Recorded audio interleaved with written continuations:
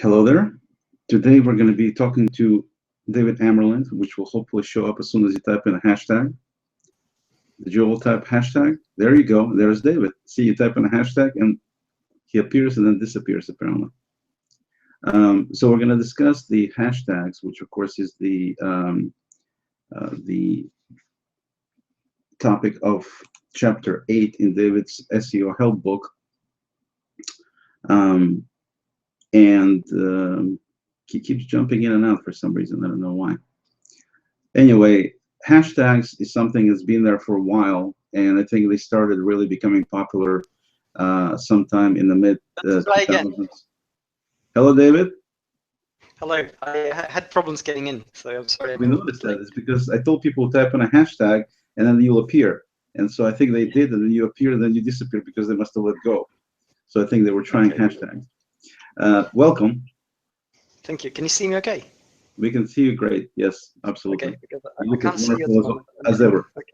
Yeah. Just so you guys can tell who is David and who is not, as you can see, I'm wearing orange today, partially because orange is the new black, and partially because just so you guys can differentiate between me and David.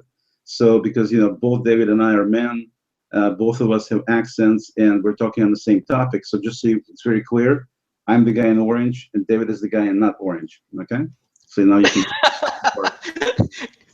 Clarity above everything else, clarity. Exactly. So getting back to the topic at hand here and getting a little bit more serious, from what I read, hashtags kind of originated way back. Nobody really knows exactly when they started, but in around the year 2007 on Twitter, one of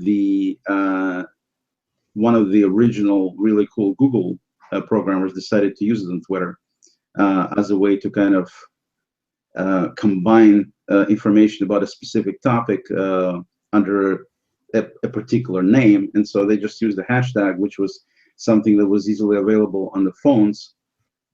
Apparently, the story goes there were some, I think it was Nokia phones from way back that had the pound sign on their keyboard, so it was easy to use on the phone. And also, of course, it was easy to type on the keyboard, being not used for any other things like the @ sign and some other special characters. So people started kind of using it, and it became a big hit fairly quickly. And if you look at some services like Instagram, specifically, like I said, Twitter, they're absolutely living and breathing on hashtags. And so it became definitely a phenomenon that was used also on Google Plus, even though Google Plus initially embraced it in a big way with special functionality for hashtags and searching for hashtags. At the same time, later on they removed it because I guess it wasn't being used as much as they initially thought it would be, or whatever the reason might have been, but they removed some of the hashtag functionality. But you can still easily, and people do use hashtags on Google Plus, and some use a little bit, some use a lot.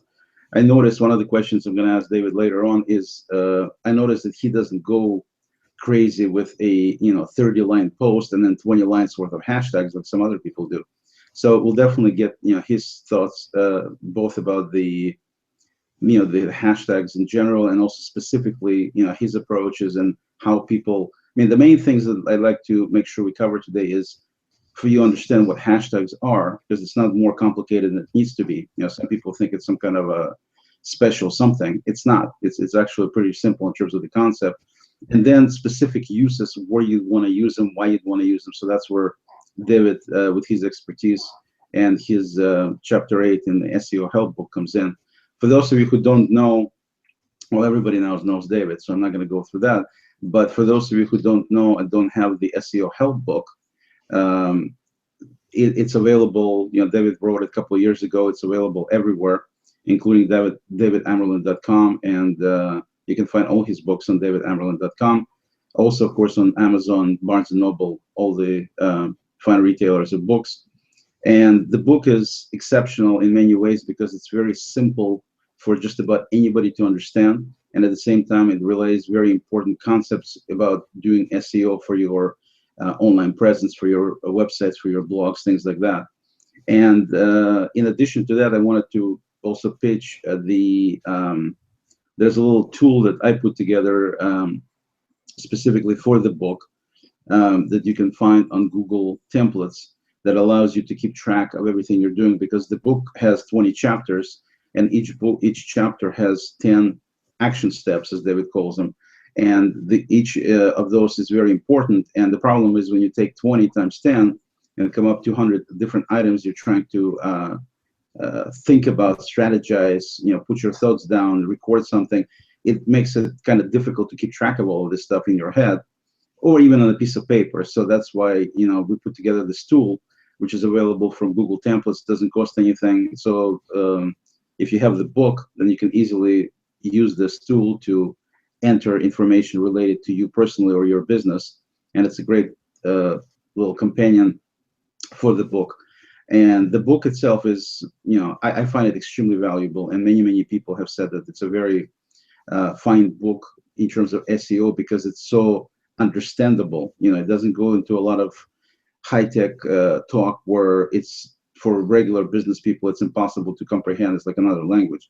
This one is very approachable, very simple to understand, and at the same time provides a wealth of information. So today, we're doing these hangouts for every single chapter. So far we've done 7, and today is number 8 that deals with the topic of hashtags. So with that, I'll let David introduce the concept, say a few words, and then we'll get into it.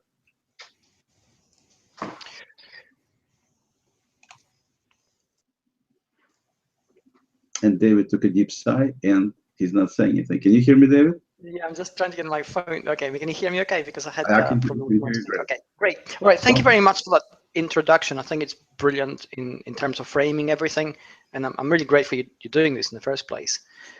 Let's look at hashtags, and I'm very glad you brought up the history a little bit, because actually the hashtag is a very interesting origin, because it originates back in the 1960s with the Bell Laboratory. When the touch-tone telephone came along, Bell Laboratories sent out researchers in the field to discover what people would like to see on their new touch-tone phones with symbols. And 2 things came up. One is the asterisk, and the other thing is what we call the octathorpe, which we know as a hashtag. And those 2 actually came up, and that's how the hashtag originated in the first place. And the first place which actually had a touch-tone phone with both the asterisk and the hashtag was the Mayo Clinic back then. Now, why do we need hashtags today? Obviously, we're all very familiar with hashtags. We use them almost like an abstract second language, which is exactly what they are in many ways. And that's what I'm actually going to focus on and speak about. Essentially, in a very broad way, hashtags allow us to create what we call ontologies. And ontologies are groupings of concepts. Now, before I go any further at this point, I really need to clarify something which comes up again and again. People frequently ask when I give these talks to corporate teams, what's the difference between an ontology and a taxonomy? And it sounds very knowledgeable. You think, well, what is it? And here's what it is. A taxonomy usually is a collection of concepts. We can take, for instance, trees, and trees are plants, and that's all they are, right? We can say they belong to that particular family. But an ontology is much broader and allows a lot more broader connections to be made between the concepts themselves. So if we talk about a tree, for instance, a tree within an ontology would actually be fine to be linked to shipping and fireplaces and building, and even sports, because we play, cricket bats are made of wood, and so are tennis rackets if you're a traditionalist. So this is the power of an ontology, which is a lot more broad, a lot more, it gives you a lot more flexibility, as opposed to a taxonomy, which is very narrow and it can go very deep and very specific. So if we create ontologies with the hashtags, what does that help us do? Well, essentially, everything which we're doing in the digital domain right now aims at one simple thing. And I'm oversimplifying in a very broad strokes here, but actually it is very important. What we're doing is creating data density. What do we mean by that? Well, I usually complicate it by saying, well, it's semantic density. And everybody goes, oh yes, but what does that mean? Well, semantic density or data density essentially means that there are multiple layers of communication happening at any one stage. So if we meet face to face, for instance, in any kind of context, beyond the communication of what we say to each other, there's the body language, there's the facial expressions, there's the intonation, there's the inflection, there's the choice of words, how we stress the words we say, and what references we use in that kind of communication. And that would set the tone whether the discussion we're having is going to be a serious one about a really heavy subject, or it's going to be light and with a lot of banter and jokes going back and forth. When it comes to the digital domain, well, all we used to have was pictures and text, and pictures not so much, just primarily text. But let's look how a hashtag now, the use of a hashtag, allows us to create multiple layers of meaning within a simple sentence, a text which is comprised of text. You can take, for instance, something like, it's a good morning today, and that's a very simple sentence. Now, if we add the hashtag there, sentiment, suddenly that begins to clarify and to classify the area to the abstract area in which that sentence falls in. And you think, well, that's great, but what does it do? Well, it does a lot of other things. First of all, it increases discoverability.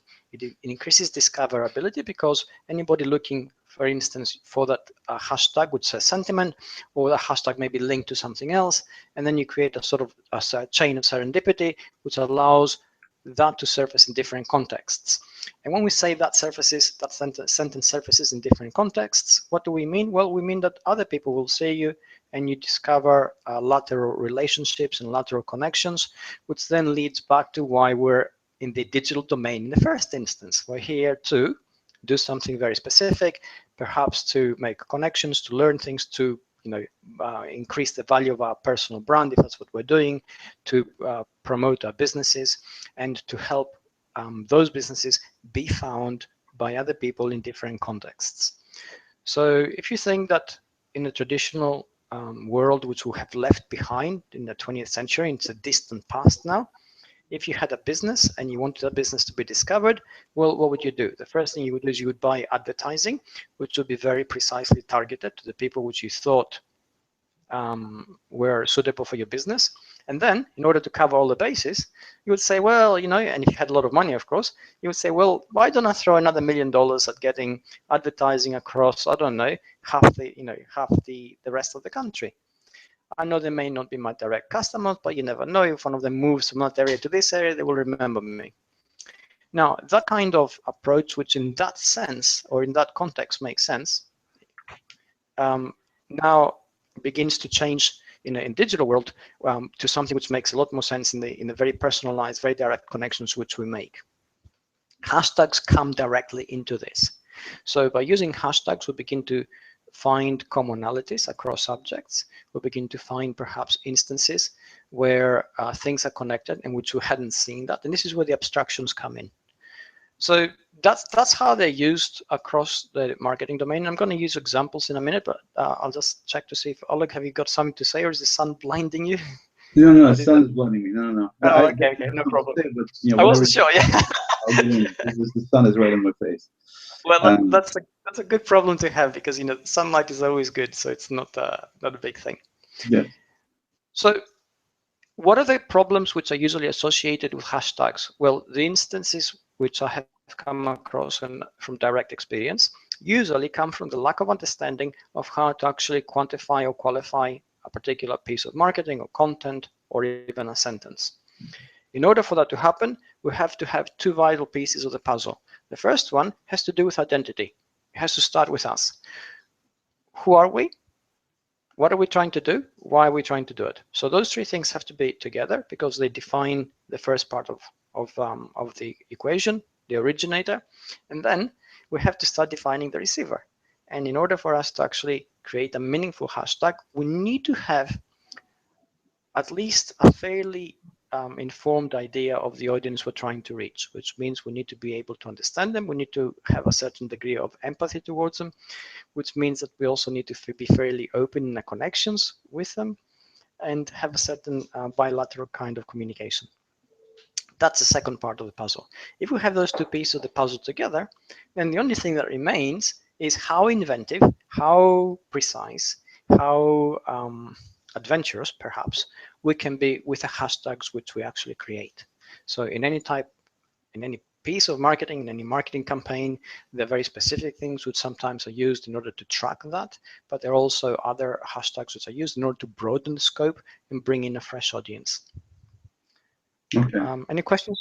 Okay, so let's back it up a little bit. David, I think, covered everything we were going to talk about in an hour in 15 minutes. So I think no, actually, let's step back a little bit, and for those who don't know, let's, like I said, take it back a little bit, just a little bit. So in the most basic use of hashtags, and the purpose for using them is because people use hashtag to search for information. So in other words, David was talking about how to use hashtags and why people use them, things like that. But the basic reason is because hashtags is what's used to find information somebody's looking for. In other words, you're putting a hashtag into your content with the understanding and idea that somebody will use that particular hashtag to find your information. And as David pointed out, the hashtag itself is almost, on one level, it's like metadata, meaning it's a data about data. In some instances, it definitely is the case.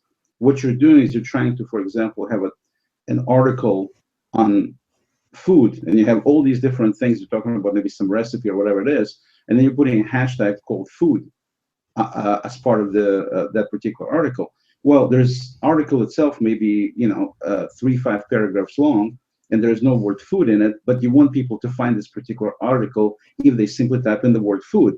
So you put in a hashtag food because A, it makes it stand out because of the pound sign, and B is if somebody is searching for it, then provided all the entities that run the service actually do the right stuff with indexing everything, which they do. I mean, the big guys definitely do. Then you will be found by this one word food. Now, it's still people trying to hunt for specifics that you put in this article. All they have to do is put in hashtag food in the search, and that particular article will come up. So it's a way to come up with a topic or multiple topics that go along with your article, with your content. I mean, that's definitely one use of hashtags. Okay. At the same time, what David was talking about, the data density, and he describes semantic density, but if you just look at it from a data density in terms of how much information is there, it's a much smaller way to identify exactly what it is that you're trying to convey to people. So like my example is just one word food, took care of the whole five paragraphs, for example, with just this one word. So it's a way for you to consolidate and be more specific with some information that you want people to search for without necessarily having that search information be inside the text itself. So nobody's saying that you should be replacing hashtags and not using regular words. When you would normally use them, you just put hashtags in every word or anything, nothing like that. But it's a way to, it's a way to definitely simplify and emphasize specific things to make it easier for people to digest because of the amount of data density that's out there. And David, feel free to correct me at any time if I'm wrong here. Another possibility is to be able to name certain things, almost like tagging things a certain way, so everything is tagged together. Like for example, I do pictures. I take a lot of photos, and one of the photos I take, we just happen to have amazing views here in Kirkland, Washington, where I live. A lot of times in the evening time, right around evening time when sun comes down, the view from my house, you basically come out on my porch and just spectacular views a lot of times. So I have a hashtag called From the Porch. And if you look for my post on Google Plus with the hashtag From the Porch, you'll see a bunch of images where you can clearly tell they're taken from exactly the same spot, but the sky looks completely different. I mean, the trees and the houses that are in the picture usually look the same, but obviously the sky looks completely different.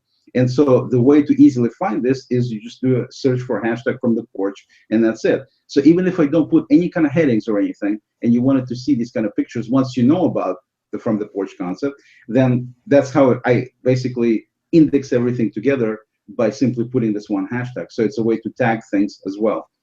So you're simplifying the amount of text you have into more meaningful chunks so people can find it easier. You're able to tag certain things. You're able to convey feelings, like David said. A lot of times, yesterday I put some kind of some kind of comment, and I just put in the word "just saying" with a hashtag. And because a lot of people say that kind of stuff, just saying, like, I don't really mean it, but I said it anyway.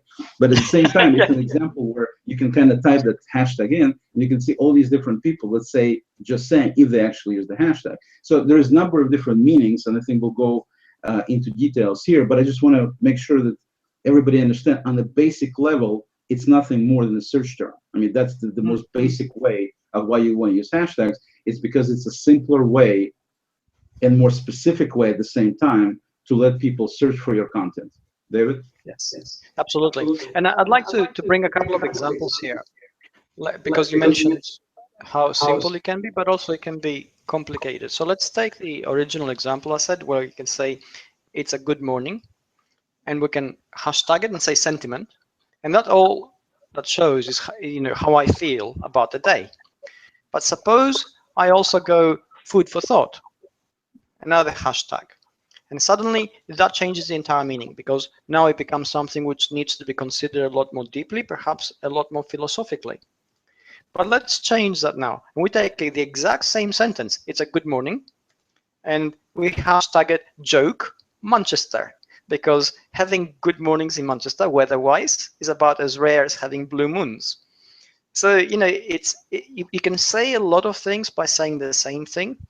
So it plays the role of surfacing feelings, emotions, commonalities across groups, so that they can basically create the context through which a string of sentences, a string of words, a sentence essentially, can be understood. And that's what it is. They basically contextualize the data that surfaces in a particular moment. And that's the real value. Go ahead. I was going to say that's the real value of having hashtags within the kind of conversation.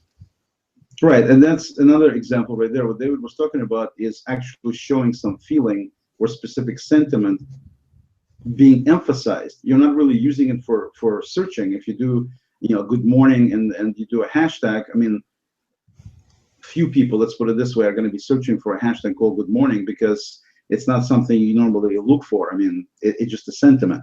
And so same thing with just saying. It's another thing that normally people wouldn't search for unless they wanted to kind of get a chuckle. So a lot of these things convey the feeling and stand out to emphasize the feeling, but no other reason. So it's strictly for the benefit of whoever is reading it, to make a certain point or something like that. It has nothing to do with search. And of course, in other cases, it has everything to do with search. My food example had nothing but search as its intent in terms of people able to find. So you're using hashtag for multiple situations, multiple times. So David, let's go. Let me ask you the question that I was alluding to earlier. I was going to say, before we do that, Gina has a question, and it leads pretty much into what you just said. Now, we can say that nothing has to do with search specifically, but ultimately everything is data. And yes, you're absolutely right. Everything has to do with search, because if something cannot be found, then whatever value is being created in a particular moment is going to be lost forever. So really, we don't want to do that, particularly in the digital domain, where effort is being made to actually do something for a very specific task. And now Gina essentially asks, how do you use a hashtag on a website in order to make it look natural and get people to participate? And there are two ways to do this. Now, the obvious way is that when hashtags are used on a website, they are done so within a clearly explained context, because on a website, the hashtag is being introduced as a mechanism or a tool, if you like, for a very specific purpose. Whether it's something which creates a unity with something else. Classic example, for instance, Oleg's from the porch photographs. So if he puts on his website and he says, this is a particularly good, and I thought I'll put it here, and he writes an article about it, and he says, there are a dozen of these, and if you search for from the porch, you'll find them. And that's an easy way of actually linking it up.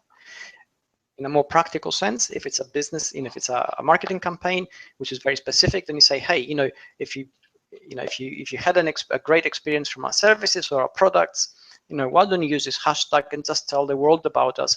And by using this hashtag, also we can make sure that others can find it and other people can use it and so on. And that becomes part of the driver.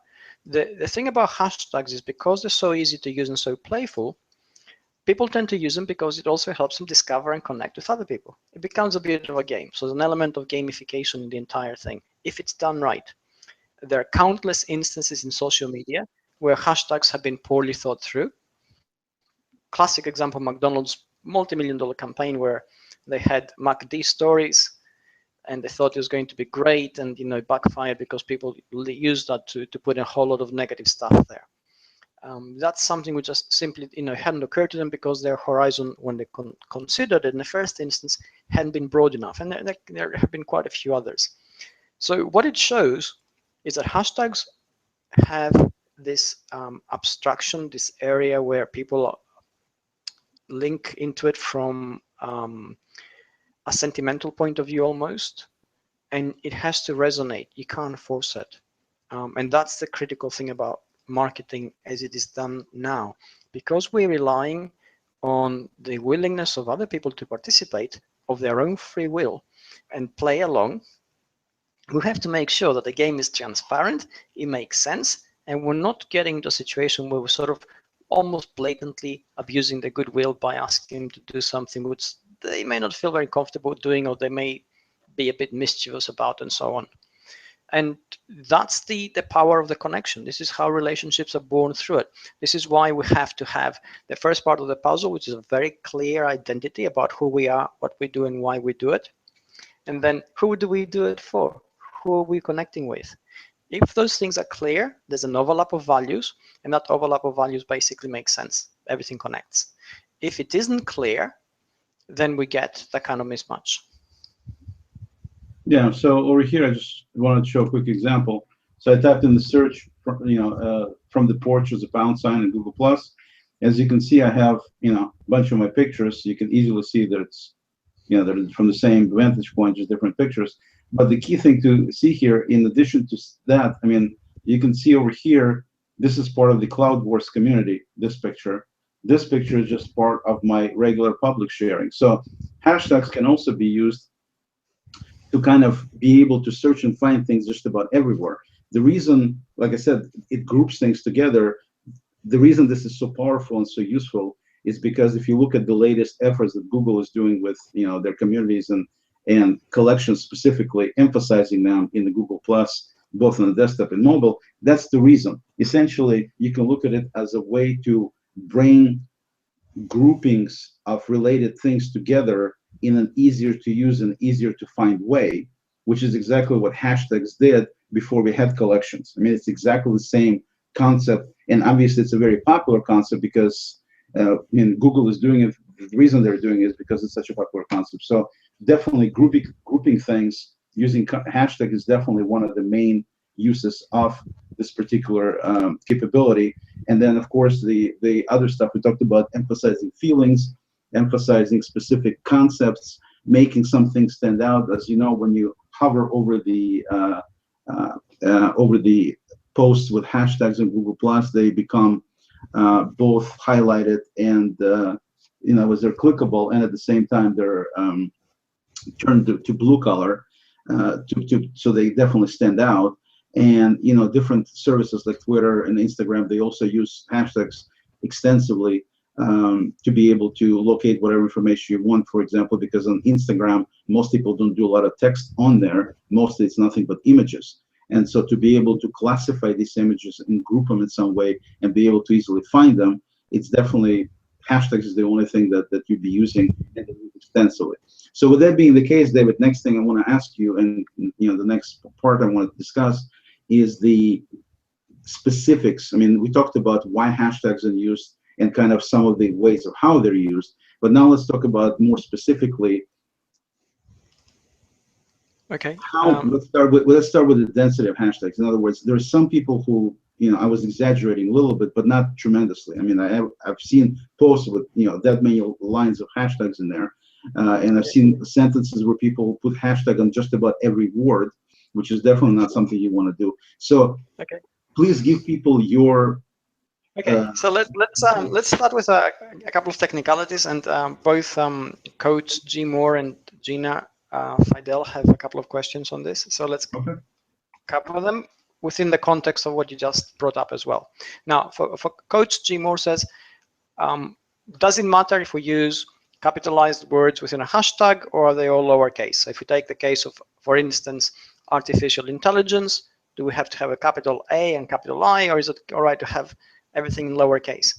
Now, from a search point of view, it doesn't matter, but from a people point of view, it does. So sometimes it makes things something a little bit more readable.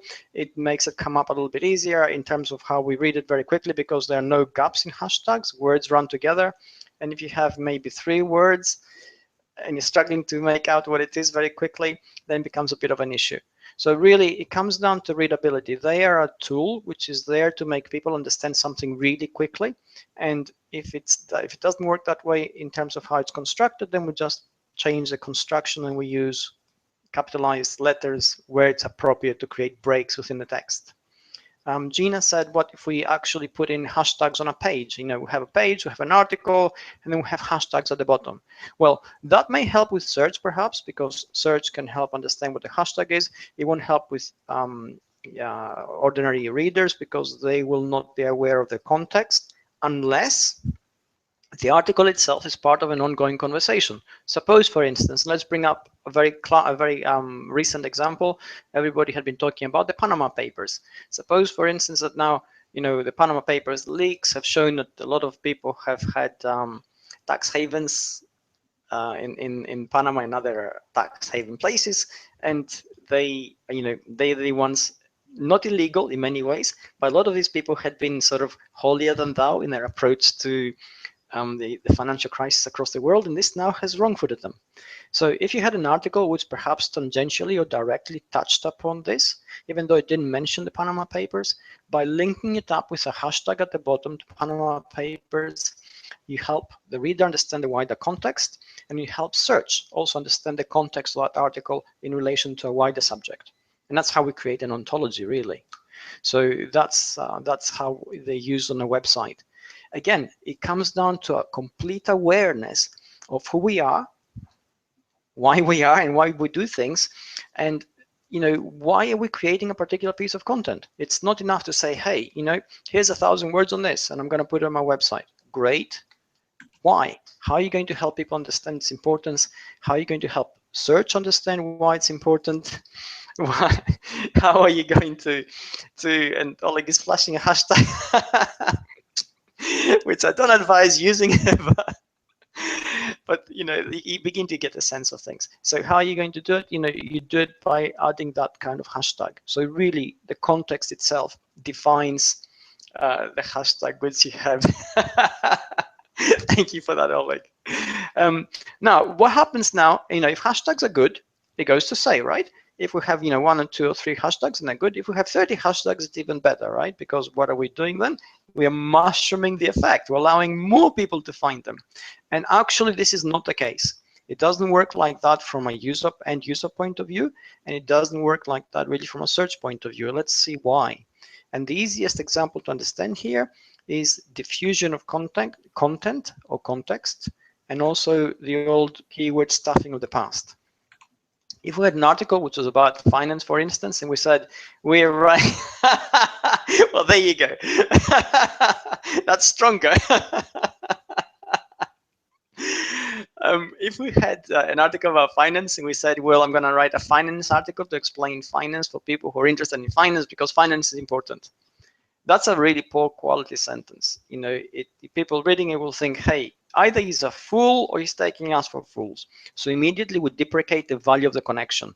And even perhaps maybe the article will go on later on to really give something juicy. Already the relationship is on an iffy initial basis, which doesn't bode well for the future.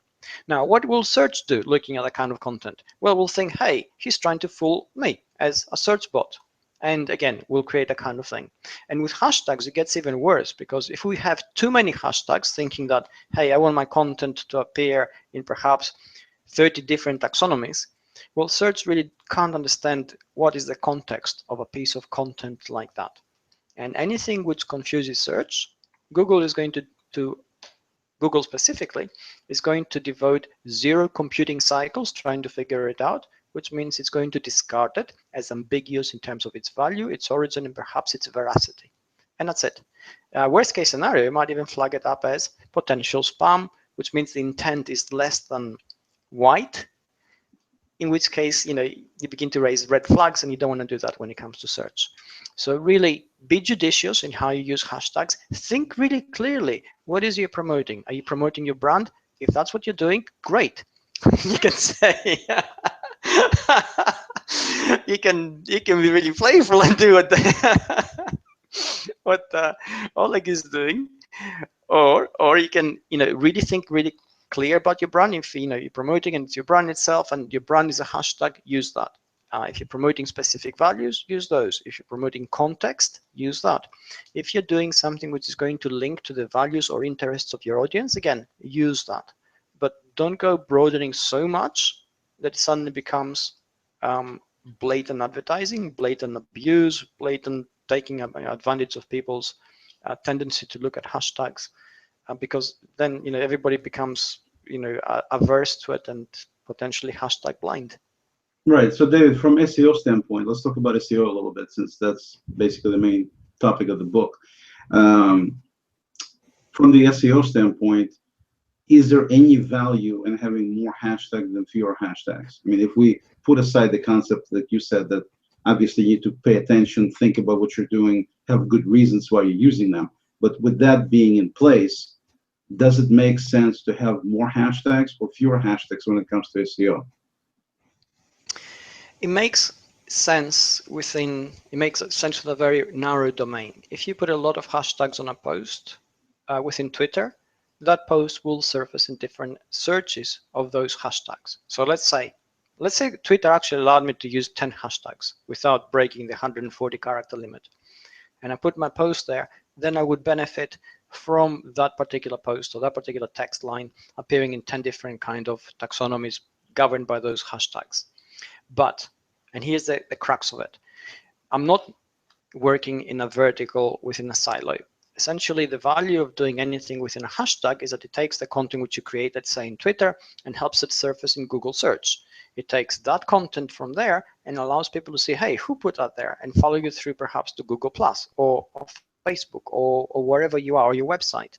So it's the linking of the dots which creates the connection, which allows people to find out who you are and what you do. That is the real value. At the end of the day, we're not marketing to search bots. We're not marketing on a leaderboard who says, the person who appears in the most taxonomies wins. We're marketing so that basically we can create relationships which have value, and that value then sort of translates itself into bottom line purchases, or rather purchases which lead to bottom line gains. And that is the real thing, that essentially if you can't create a connection, a relationship, value using hashtags, then basically you're spamming people and it will not really help you. Okay, now that I want to put you in a corner, but I want to put you in a corner. So how do you, since you don't know whatever hashtag you're using, what kind of resonance you're getting until after the fact, and then let's say you do get a certain amount of resonance from that particular set of hashtags or whatever, would you, in other words, I'm trying to get people some specific knowledge about how they should be exactly. hashtags in the first place. And Twitter is a bad example. Yes, Twitter uses hashtags, but it's a bad example because of 140 character limitation. Let's look at Facebook and let's look at Google Plus, which basically give you much more freedom in terms of using hashtags. And so from that standpoint, what would you say to that? Well, that's a great question, and let's simplify it and help and clarify it again. Essentially, if you are using hashtags, you're using them for a very specific purpose. And in my case, I'm always being very playful when I use hashtags because I connect with other people that way. But let's say you're a business, or let's say you're a brand, or let's say you've got something to sell, whether it's a service or a product or whatever it is. The only reasonable way of seeing the resonance of your hashtags is the effect it has on your specific goal. So if your goal, for instance, is, let's say in Twitter, your goal might be for so many people to see you that you grow your Twitter following by 100, you set a target of 100 followers a day. I've come across things like that, so I'm pulling out examples that I've seen in the past. So essentially using that target to fine tune your hashtags. If you're using hashtags and you're losing followers, or if you're using hashtags and you have 5 follower growth and you need 100, obviously it's not resonating. You use the right ones and suddenly it resonates because it clicks with people. They think, he's a person like us, or he's using the same hashtags we're using, or these are the interests we're interested in, so they tend to follow you. We go into other platforms like search, for instance, in Google+, and there the goals and the targets are going to change. Perhaps it won't be follower growth, it may be engagement, it may be reshares, it may be traffic which comes from that hashtag and leads to a website, it may be brand awareness. Whatever it is, the hashtags which you use should help you achieve it. They should be chosen with that in mind, and they're always experimental, because they are really the closest thing we have to a semantic conversation, where we say a lot of things using very little text with deep context, and it allows that back and forth connection to be made. And if it isn't made, it means we're not quite right, and we need to fine tune it. Yeah, I'm just trying to pull up here. Just 1 second. I just wanted to show everybody that may or may not know about it. But if you look at, on Google Plus, and I'm still using the old interface because I still don't like the new one. But if you go to Explore, their Explore capability there, then it gives you some of the things that are currently happening, and you can certainly see in terms of what's hot, what other people are using. Like, for example, I click on what's hot and recommend it. I immediately see these are the hashtags that are currently more popular than others, and you can easily see what people are talking about more. So you have things like Coachella, you have TGIF, you have World Art Day, for example. That's Regina. Friday Feeling. Basically a bunch of different. Obviously HTC 10. They're talking about the new phone. So I don't know who Emma Watson is. Shows you how much I know. But you can click on Emma Watson and then find out, obviously. So that's an example. You can explore your own hashtags, but you can also type in, and apparently that's who Emma Watson is. I guess she's right there. And when you specifically pick a particular hashtag, then you can see that they have other hashtags that are related to this. And now that I can see it says Harry Potter, I can see, I remember who she is. She's Hermione from Harry Potter. So you can see you got J.K. Rowling, and this is what David was talking about related things. You can see that we went from Emma Watson to J.K. Rowling, which of course the only reference there is because she's an actress from a movie that was based in a book by J.K. Rowling. So this is an example of what David was talking about, how things get related to each other in this kind of way. And then of course I can click on J.K. Rowling and specifically go into that. So people definitely use this capability, and so that's something to consider when you're doing your own hashtag creation, is keeping that in mind, how people go around looking for certain things, trying to find things. This is Google Plus. Obviously on Twitter and on Instagram, things work differently, but the concept is the same in terms of why you want to use the hashtags, what kind you use. In terms of how many, David still didn't answer in terms of details, but you get the concept of, the bottom line is, I think, David, correct me if I'm wrong here, you do not want to be creating hashtags based on a formula, where if you create words document, you're going to have 10 hashtags. That doesn't work like that. What you want is these other concepts that David was talking about, to keep that in mind as you're creating your content, but that's all you're picking. So if it happens to have a lot of hashtags, so be it. If it happens to be few, so be it. If it makes sense, then use them. If it doesn't make sense, then don't use them. I mean, it's a pretty simple concept there. If it came to numbers, I would say, go for 3, because that seems to be great. Maybe 4, but the moment you get past 4, you're beginning to to broaden things too much, and also weaken the signal a lot by the way the search actually works. And just to show the power of a hashtag to create relationships, earlier Oleg mentioned Cloud Wars, which is a community I moderate in and I own, and that started out as a total playful joke. It started out as a hashtag. Because I traveled a lot, there was the time of the year, and any plane going up past 30,000 feet, you're above the clouds anyway. So I had all these pictures of clouds from different windows from different planes, which I was putting on G+. And I sort of said jokingly that I sort of dare anybody to say that Britain hasn't got the biggest clouds in the best clouds in the world. And that's how the Cloud Wars hashtag started out. And it created such a huge number of posts where everybody was trying to show me there were bad clouds everywhere else as well, that we created a community, which is Cloud Wars. We come up in the morning, we take a picture of a cloud, and Oleg has been a king of the day for that community for a long, long time, several times for quite a few occasions, and essentially that created relationships. I mean, I've had emails from people telling me it's one of the friendliest communities on G+, and really we do very little. We just connect over something as simple as that. And that shows, again, the power of relationship building as opposed to anything else. I mean, if we had to create that community in any other way, it would have been so difficult and so weird in many ways that it probably wouldn't have happened, because we had to have a really lengthy explanation of why we wanted to happen and how we would unite over it. And the hashtag made everything possible and very, very lean in terms of the connection and the explanation.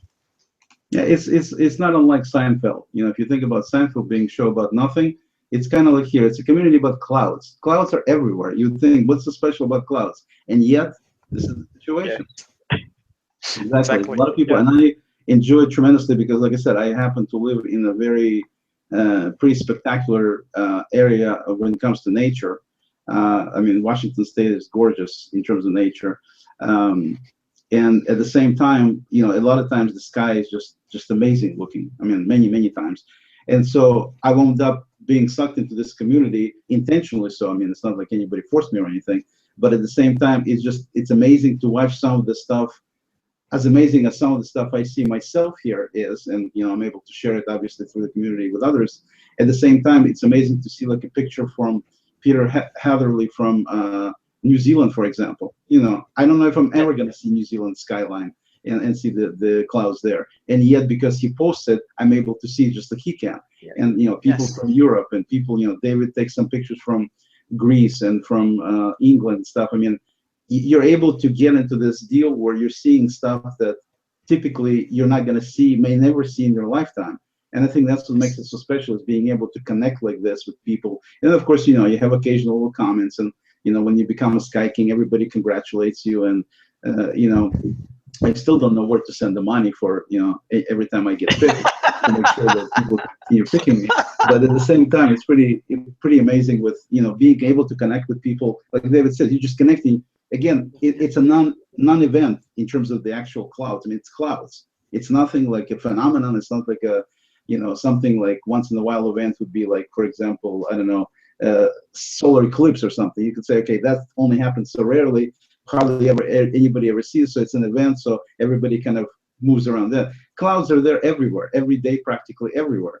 And so you would think it's not that big of a deal, but it became a huge deal. And I certainly am very, not only am I participating in it very happily so, but intentionally so, and glad to see there's, I don't know how many, probably over 1,000 members, right, David? I mean, a lot of people. It's grown a lot. I think it's just gone over 1,000 now, so it's quite good. And stuff. And so it's a perfect example. Cloud Wars, I think it's a perfect example of how you can take a concept and take it to a totally different realm. And of course, David didn't start this thing for any reason in terms of selling books or doing any kind of marketing for himself. It's nothing like that. I mean, most people wouldn't even know that David started the whole thing unless they really dig in, because there's other people in the world who are moderating. They're a lot more vocal on there than David is. And so when you look at it from that standpoint, I mean, it's nothing to do with David for the most part, visibly from the outside. And yet that's something he started, and it became, this huge deal and so on. I myself, not to change the topic, but change a little bit, I started a community for my favorite kind of jazz, which is jazz fusion. And, the thing is swelled over to over 1,500 members now. I never thought. I always thought that I listened to this music that nobody else listens to. All of a sudden, I have people from all over the world joining this community and participating. And, it also has some, obviously hashtags involved in that as well. So the bottom line is, if you want to group things together, if you want to create some kind of a feeling among group community and kind of bring people together, using hashtag is a wonderful way to do it. And it doesn't require much effort at all. I mean, obviously typing a # in front of the word is no big deal. And so it's definitely recommended. One thing that I wanted to also, before we wrap up here pretty quickly, David, in terms of specific, we talked about the case, that case is irrelevant. In terms of actually putting this together, do you recommend using individual words, or do you recommend using phrases? And you can't have spaces, obviously. I mean, I don't know if it's obvious to everybody, but yeah, you cannot have a hashtag with spaces in it. It has to be one string. But do you recommend one word? Do you recommend multiple words or phrases? What do you recommend? Well, the answer to that is either, with a proviso. It always has to be clear at first glance. If we run things together in a way that somebody would have to look at it, squint, think about it, and trying to sort of spell it out, trying to make sure you understood what it is, then it's a losing proposition.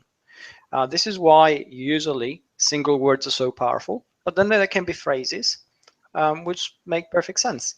So if we're lucky enough to have a phrase which is easy to read at a glance, it will stand out, it'll be picked up and used because it has a kind of resonance from a sentimental point of view or a sort of affective point of view, then that's great. If there's no such phrase coming to mind, then single words usually are best. Okay. Couple more things I wanted to ask you. One thing is it has to do with when you're using the hashtags. Google does not, for example, Google Plus specifically, I'm talking about, they only go back so far in terms of posts. So do you have any recommendations for people in terms of if you're using, I guess let me preface it with something else. Hashtags have been used extensively by a lot of companies, specifically as tags to track something. So you're doing some kind of campaign, and so you have a tag called APR 2016, and so you're putting it on all your posts dealing with that, or you're asking people to put in some kind of hashtag in their post so you can have sweepstakes going, and so you're going to pick from people who posted something, and because of hashtag, that's how you're going to find it. So people do all kinds of tagging like this for tracking purposes, and it's excellent for that. But Google, for example, when I pull up, for example, even mine from the porch, I know they're not showing every single post I've ever done from the porch going all the way back to the beginning. So since Google doesn't really say to what degree, to what point back in time they're going back, what do you recommend for people from that standpoint if they're trying to use it for tracking and then they're not going to have all their posts visible? Do you have any recommendations or any wisdom on that? Yes, I mean, a lot of the hashtags which we use are transient in nature. Ultimately, the value of a particular hashtag and how persistent it is will depend on the length and breadth of the interaction and engagement, and then whether it comes up again in terms of relevance. So if we have, for instance, let's have something like 4th of July. That's a great hashtag. We use it in 4th of July, especially in the States, it becomes a massive thing. There's a huge trend. Search picks it up, Twitter goes wild. And then by the 10th of July, it's fading away. And by the 1st of August, you'd be lucky if you find, perhaps 10% of the hashtags which had anything to do with 4th of July. But come again, then this will surface again, and some of the old posts with a particular resonance will actually come up again. This kind of refreshing which goes with the content has to do with the context and the impact that it creates. So really, if you want to have hashtags which are persistent, you just need to craft them carefully. You need to craft a campaign, which again brings us back to the simplicity of the identity. You need to know why you're doing it, who you are, what are you projecting. It's not enough to say, hey, I'm selling this, so I'm going to put buy it and buy this, whatever it is, as a hashtag, because that's ridiculous. It will not go very far. But if you craft something which has depth and value, connects with people, they engage, they interact, that engagement and that interaction can actually be seen. Ultimately, hashtags are, and Oleg said at the beginning, metadata. They tell us a lot about what happens to the data. And what happens with data? Well, there are 4 vectors there. There's volume, there's velocity, there's variety, and there's veracity. And a hashtag which is actually really crafted well and creates the right kind of interaction helps Google determine all those 4 vectors about it, which means then that Google is search is very clear about the meaning of the context and the content, about the context of the content, and that is really what gives it value. That's what makes it really effective in terms of where it'll surface for the audience and how it's going to surface. And that's where all the hard work should go. That's where we need real clarity. It is very easy to put any kind of old hashtag anywhere. Anybody can do it. But in order to be effective, we really need to think about it. Yeah, and this is where I think another thing that you might want to consider doing, if you do run some sort of campaign and you want to make sure you do not lose any of the postings, with a particular hashtag. So, whatever Google decides to do, you want to make sure you don't lose any of that stuff. You could always take, because if it's in a relative past, fairly close past, they're all going to be there in the search, so you're going to find them all. But if it's going back further and further, then there's a less and less chance you will be able to see it. Even if you craft it extremely carefully, it's still, the bottom line is Google doesn't tell you how they index stuff. They don't tell you when they're going to make changes. They don't tell you anything. So with that being the case, you're kind of putting your life in a way in your own hands. And so the easiest way, in my view, to do this is just simply create a collection. You create a collection. Let's say you're running, like what I'm planning to do with one of the restaurants, clients of mine. We were coming up on May, so big, 5th of May, Cinco de Mayo is a huge holiday for Mexican people, and of course, all the Mexican restaurants obviously usually make a big deal about that.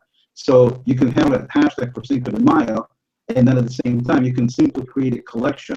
You can have a collection for every year. You can have a collection for all the years, or whatever posts are happening for that particular event wind up being stored in the collection. That way, you always have access to all of it without worrying about Google not showing some of the content. So that's one way you can do something like that to make sure you don't lose anything, especially if other people are supposed to be sharing your stuff, and then you want to see that those posts via the hashtag that you specified. And it's one way to do it. There's probably some other ways to do it too, but that's one of the easiest ways to do it. And with collections becoming as useful and prominent as they are these days, I think it's a good way to do it. Yeah, you're absolutely right. I mean, there are other ways and better tools to curate content than hashtags. And hashtags have, they're really like conversation. As good, as we may be as conversationalists, we never really wanted to be the one conversation. We have to be the only conversation anybody knows us for. So really, everything is in a process of evolution, including brands and branding and markets and marketing and audiences and people. So we need to have the kind of evolutionary trend in the hashtags we use, and content that needs to be more permanent needs to be curated in a different way. Yeah, I think in the end here, I would just say that it's probably makes a lot of sense to adopt a rule where you definitely put some thinking into hashtags, not just start typing hashtags just because you feel like it at the time. If you're going to use it for meaningful business-related endeavors, if you're trying to convey some feeling and put in the hashtag FU, which stands for Frank Underwood, of course, everybody knows that from House of Cards. You can certainly do that, and that's just fleeting feelings. It doesn't mean anything, so it's okay to use that. But if you're actually doing it for business purposes and serious purposes, then, as David pointed out, you need to think about this stuff. You need to think about which ones you're going to use in what kind of context that would make sense in terms of searching, in terms of being able to track things, in terms of being able to convey certain feeling, to attract a certain audience. There's all these thoughts that come to mind. So like everybody else does, you don't just create content. Think about what you're creating, the reasons you're creating, who you're creating it for, all of that. It's pretty much the same thing about hashtags. I mean, they serve a little different purpose, but it's still part of your content. So you should give it the same amount of attention and respect that you give to all your other content. And in terms of creating the hashtags themselves, then definitely use upper and lowercase as much as you can, because it's much more readable that way. If you remember those things I posted before about David's book, you can see how much easier it is to read, but it's not just a bunch of lowercase text. It definitely makes it stand out more. It makes it more readable, and the more readable, the better. Do not do any kind of tags with the hashtag that says 123 ABC, and it's supposed to mean something to you on your business stand, so nobody else can understand it. That will be, if you leave and you're the only one who knew what that's supposed to mean, your company has no clue, and then it becomes completely meaningless. So try to use as meaningful words as possible. Try to use something people can remember. If it's going to be used for search purposes, especially, use something meaningful. Some people use extremely long hashtags. Not a great idea, I don't think. So definitely don't make sentences, full sentences, to be a hashtag. And then stick, like David said, to maybe 1, 2, 3, 4. I mean, if you look at his posts, I've never seen his posts that have a lot of hashtags. Most of them are even one or a couple, sometimes a little bit more, but not, like David said, no more than 4.